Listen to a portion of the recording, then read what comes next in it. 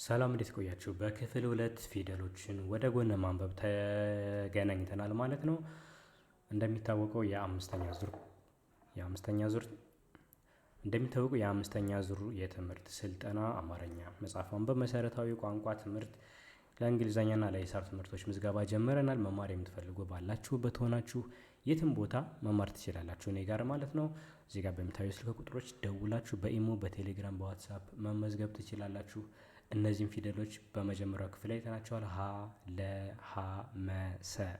ስለዚህ በተጨማሪ ለማስታወስ ያክል ጀማሪ ስትሆኑ መጀመሪያ ማድረግ ያለባችሁ ምንድነው? ፊደሎችን ከሁለት ከፍላችሁ ማንበብ እና በመጀመሪያ ደረጃ ፊደሎችን ወደታች መለማመድ። እዚህ ጋር ሀ፣ ለ፣ ሀ፣ መ፣ ሰ የሚባሉ ፊደሎችን መለማመድ። በመቀጠል ደግሞ ወደ ጎን መጥራት። አሁን ለምሳሌ ለ ከተባላችሁ ለ፣ ሉ፣ ሊ፣ ላ፣ ሌ፣ ል፣ ሎ የሚባሉ ፊደሎችን መጥራት መለማመድ። ዛሬ ደግሞ የምናየው ይሄኛውን ፊደል ነው ማለት ነው። ከረ እስከ በ ያሉ ፊደሎችን ዛሬ እንለማመዳቸዋለን። ስለዚህ ረ፣ ሰ፣ ሸ፣ ቀ፣ በ እነዚህን ፊደሎች ወደ ጎን እያነበብን በቀላሉ እንዴት ማንበብ በተጨማሪም ደግሞ እንዴት ደግሞ መጻፍ እንችላለን የሚለውን አሳያችኋለሁ ማለት ነው። በዚህ መንገድ ነው እኛ ተማሪዎች የምናስተምረው። ባላችሁበት ሆናችሁ በየትኛውም ቦታ ከስራ ነጻ በምትሆኑበት ሰዓት ማለት ነው እናስተምራለን። እሺ አሁን ፊደሎችን ደግሜ እነግራችኋለሁ። የመጀመሪያው ፊደል ረ፣ ሰ፣ ሸ፣ ቀ፣ በ። አሁን እዚህ ጋር የሚመሳሰሉ ፊደሎች አሉ በቅርጻቸው። ለምሳሌ ሰ ፊደል፣ ሸ ፊደል፣ በ። እነዚህ አሁን በ ቅጥያ የለውም፣ ሰ አንድ ቅጥያ ያለው፣ ሸ ሲሆን ደግሞ ከላይ አግዳሚ ያለው። አያችሁ አብዛኛው ፊደሎች እንዲህ አይነት ግንኙነት አላቸው። ይቺ ፊደል ቀ ነች፣ ወገቧ ላይ ቀለበት እንዳላት ቀለበት ብላችሁ ቀለበት ስትሉ በቀ ነው የሚጀምር። እሺ አሁን ወደ ጎን ማንበብ እንጀምራለን። ረ፣ ሩ፣ ሪ፣ ራ። አያችሁ አሁን ወደ ጎን ለመጥራት በተለይ ለመጥራት የምትለማመዱ ሰዎች ረ፣ ሩ፣ ሪ፣ ራ አራቱን ብቻ ማንበብ። ረ፣ ሩ፣ ሪ፣ ራ፣ ረ፣ ሩ፣ ሪ፣ ራ በአንድ ድምፅ ሬ፣ ር፣ ሮ፣ ረ፣ ሩ፣ ሪ፣ ራ፣ ሬ፣ ር፣ ሮ። እስኪ እንድገመው አንዴ። ረ፣ ሩ፣ ሪ፣ ራ፣ ሬ፣ ር፣ ሮ። እሺ ምክንያቱም አብዛኛው እንደዚህ ከሚደውሉት ህፃናት ምናምን የተወሰኑ ልጆች ናቸው ማስተምራቸው እና አብዛኛው ትልቅ ሰዎች ስለሆኑ ለትልቅ ሰው ሲሆን ደግሞ ያው እንደ ህፃናት አእምሯቸው እንዲቀረጽ ነው። በዛ ሙድ አይደለም የምታነቡት እና ለህፃናት ሲሆን በዜማ በምናምን እናደርጋለን። ግን ትላልቅ ሰዎች ምናምን ሲሆኑ በዜማ ምናምን ሲሆን የበለጠ እንደገና አሰልችና ጊዜ ደግሞ ብዙ ጊዜ የሚወስድ ይሆናል። ስለዚህ ያን ነገር ታጠፉትና ረ፣ ሩ፣ ሪ፣ ራ፣ ሬ፣ ር፣ ሮ። አጠቃላይ ረ፣ ሩ፣ ሪ፣ ራ፣ ሬ፣ ር፣ ሮ ሰባቱ እነዚህ ናቸው። እነዚህን በድምፅ ከጀመራችሁ በኋላ አሁን ሪን መጻፍ ስትፈልጉ ሪ ስንተኛ ፊደል ነች? ሶስተኛ ፊደል። ስለዚህ ሶስተኛ ፊደል አልመጻፍ። ሮ ስንተኛ ፊደል ነች? ረ፣ ሩ፣ ሪ፣ ራ፣ ሬ፣ ር፣ ሮ። ሮ ስንተኛ ፊደልች ማለት ነው? ሰባተኛ ፊደሎችን ፈልጋችሁ መጻፍ እንደዚህ። አሁን ለምሳሌ እሺ የሰን እናንብበውና ምሳሌ እሰጣችኋለሁ። ሰ፣ ሱ፣ ሲ፣ ሳ። ሰ፣ ሱ፣ ሲ፣ ሳ። እንድገመው። ሰ፣ ሱ፣ ሲ፣ ሳ በአንድ ድምፅ አራቱን አነበብን። ቀጣይ ደግሞ ሶስቱን አነባለን። ሴ፣ ስ፣ ሶ። ሴ፣ ስ፣ ሶ። እንድገመው። ሴ፣ ስ፣ ሶ። አሁን ሁሉንም በአንድ ድምፅ አንድ ላይ እናንብበው ከመጀመሪያው ጀምረን። ሰ፣ ሱ፣ ሲ፣ ሳ፣ ሴ፣ ስ፣ ሶ። እስኪ ሰ፣ ሱ፣ ሲ፣ ሳ፣ ሴ፣ ስ፣ ሶ ሙሉ። አሁን ለምሳሌ ስራ ብላችሁ መጻፍ ብትፈልጉ አሁን ስ የሰ ቤት ነው፣ ራ ስንል ደግሞ የረ ቤት ነው። አሁን ስ ስንተኛ ፊደል ነው? በአእምሯቸውን ስ ስንተኛ ፊደል ነው? ይህን ነገር ባታውቁ እንኳን ስ ስንተኛ ፊደል እንደሆነ ለማወቅ የሰ ቤት ሙሉ ታነባላችሁ። አያችሁ ሰ፣ ሱ፣ ሲ፣ ሳ፣ ሴ፣ ስ። ስ በድምፅ ቆጥራችሁ ሲደርሱበት ስድስተኛ ፊደል እንደሆነ ታገኛላችሁ ማለት ነው። ስለዚህ ስድስተኛ ፊደል ከሆናችሁ ከአንድ እስከ ስድስት ቆጥራችሁ ስድስተኛውን ፊደል መጻፍ። አሁን ደግሞ ራና ምንጽፍ ቀጣይ ማለት ነው።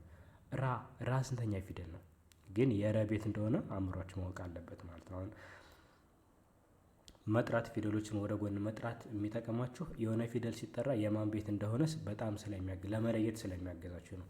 ራ ሲባል የረ ቤት ነው። የረ ቤት ግን ስንተኛ ፊደል ነው? ስለዚህ ከመጀመሪያው ጀምራችሁ ትቆጥራላችሁ። ረ፣ ሩ፣ ሪ፣ ራ። አያችሁ ረ፣ ሩ፣ ሪ፣ ራ ስራ ማለት ስትፈልጉ ስድስተኛ ራ አራተኛ ፊደል ጽፋችሁ ተገላገላችሁ በቀላሉ። እንደዚህ ነው ማለት ነው የምትጽፉት። እሺ አሁን ደግሞ ይሄን እናነባለን። ይሄ ፊደል ማን ነው? ሸ። እስኪ ረ ሰ ሸ። እቺ ፊደል ሸ ነች።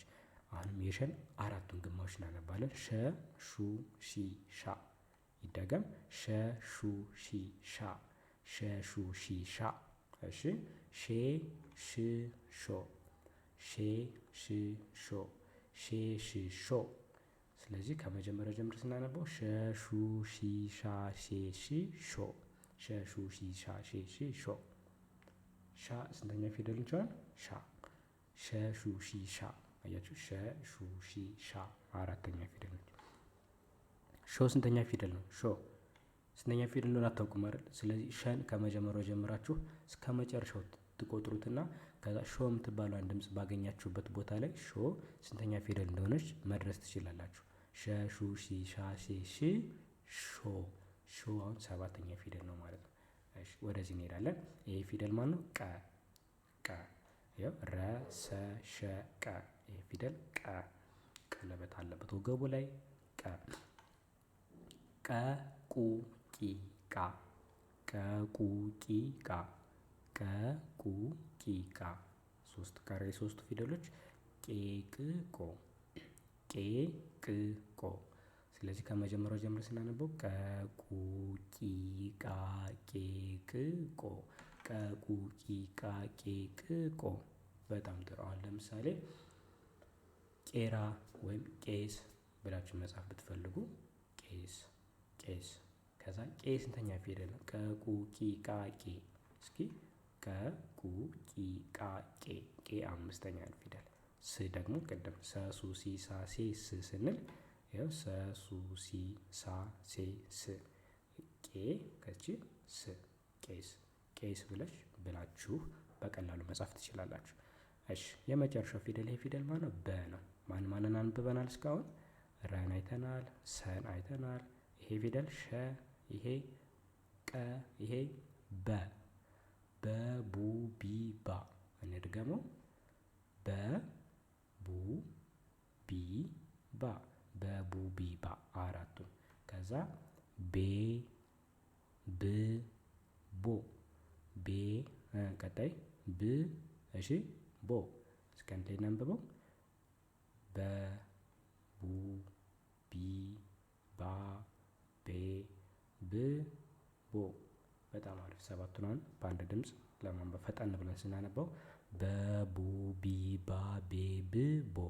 በቡ ቢ ባ ቤ ብ ቦ። እሺ ስለዚህ ይሄንን ይመስላል ማለት ነው። አሁን ቅቤ ብለን መጻፍ ብንፈልግ ቅ ስንተኛ ፊደል ነው? ቅ የማን ቤት ነው? ቅ የቀ ቤት። ስለዚህ ቀ ቁ ቂ ቃ ቄ ቅ ቆ የሚለውን እናነበውና ቅ የምትለዋን ድምፅ ላይ ስንደርስ እናቆማለን። ቀ ይሄ ቁ ቂ ቃ ቄ ቅ። ቅቤ አይደለም የምንጽፈው? ቅቤ። ቅ ማለት ይቺ ፊደል ነች፣ ስድስተኛ ፊደል። አሁን ደግሞ ቤን እንፈልጋለን። ቤ የማን ቤት ነው? የበ ቤት። በ ከእነዚህ ውስጥ ነው የምናነብ ማለት ነው። በቡ ቢ ባ ቤ ብ ቦ ከሚለው ውስጥ አሁን በትኩረት እናነባለን። በ ቡ ቢ ባ ቤ። አያችሁ? ቤ ማለት ይቺ ቀለበት ያላት ፊደል ነች። ስለዚህ ቅ ከዛ ማን ቤ።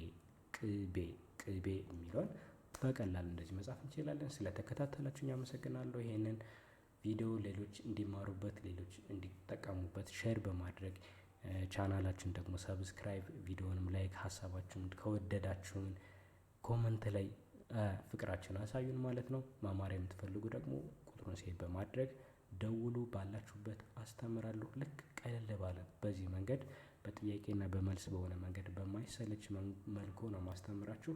ሰላም ሁኑልኝ። ባላችሁበት ቸር ሰንብቱ።